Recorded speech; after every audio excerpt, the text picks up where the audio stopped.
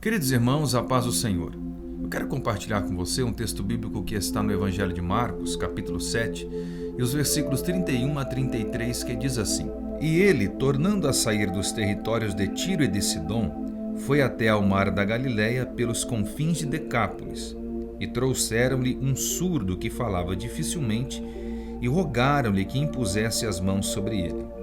E tirando-o à parte de entre a multidão, pôs-lhe os dedos nos ouvidos e cuspiu e tocou-lhe com a língua. Você consegue perceber que há uma discrepância entre o que foi pedido e o que foi realizado por Jesus? Perceba que neste cenário bíblico, o único evangelista que menciona a história desse surdo e gago é Marcos. Não aparece em nenhum outro evangelho sinótico a história desse surdo e gago. Marcos registra um milagre muito interessante para pontuarmos e elencarmos lições para as nossas vidas. Perceba que esse surdo e gago é trazido a Jesus por alguém, ou por algumas pessoas, porque o texto está no plural, trouxeram-lhe. Sendo assim, algumas pessoas compadecem da sua situação e levam até Jesus. O problema não é levar, o problema é que quando eles chegam até Cristo, eles dão um caminho. Eles dão um rumo, eles dizem o que Cristo deveria fazer. Quando eles chegam a Jesus, o texto diz: E trouxeram-lhe e pediram que impusesse as mãos sobre ele.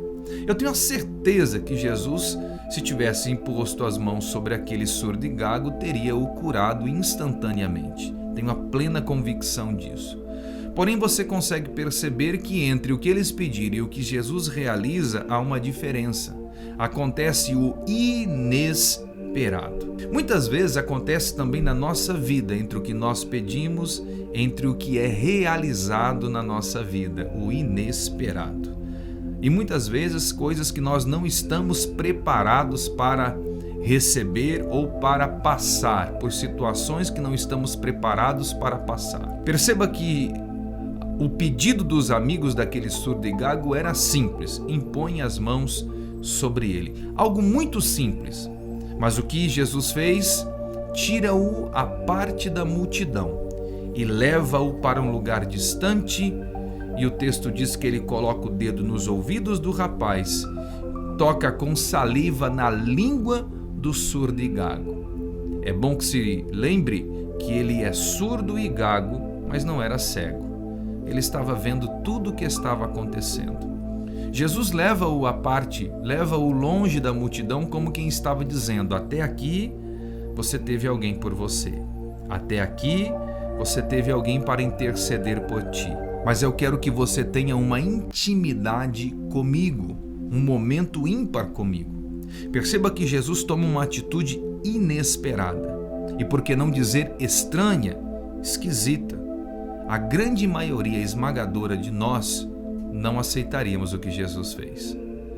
Jesus cuspiu na boca do rapaz, tocou com saliva na língua dele. Ele precisava aceitar o que Jesus estava realizando com ele. Não era fácil aceitar aquela atitude inesperada, estranha, esquisita.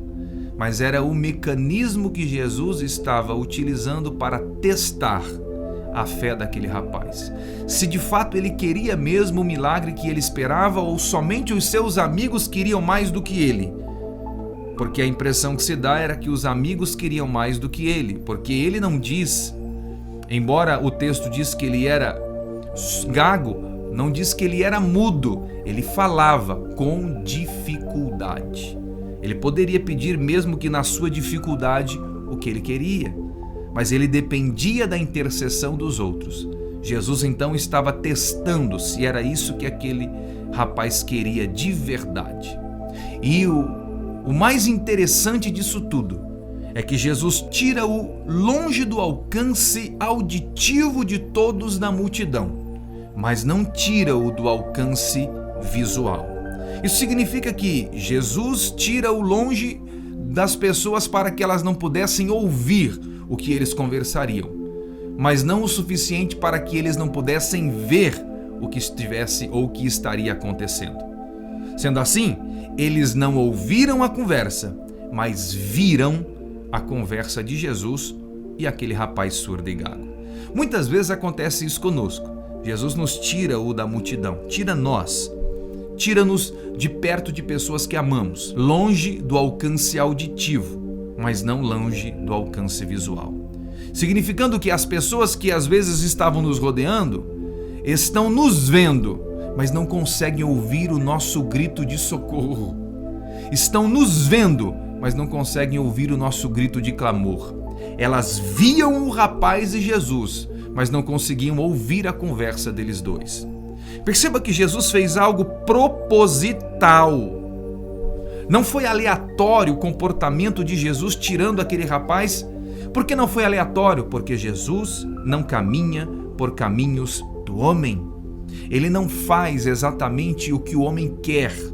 Perceba que eles traçaram uma linha e disseram: impõe a mão sobre ele. Eles deram um norte, traçaram a linha e disseram: Jesus caminha por essa linha, e a linha é: impõe a mão sobre ele. Mas Jesus não caminha por linhas traçadas pelos homens. Jesus caminha pelo seu próprio caminho. Jesus caminha pela sua própria vontade. O modus operandi de Jesus é diferente do que nós queremos. Sendo assim, precisamos estar preparados para aceitar o inesperado na nossa vida. Porque muitas vezes o que queremos não virá como queremos.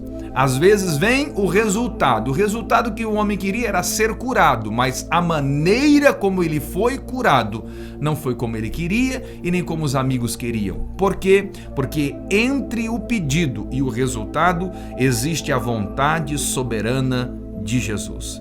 E a vontade soberana de Jesus é dele. O modus operandi é dele. Precisamos estar preparados para o inesperado do Senhor. E esse inesperado, embora seja difícil de aceitar, vai nos levar para a nossa bênção que tanto esperamos. Que Deus continue abençoando a sua vida. Fique com essa palavra em nome de Jesus.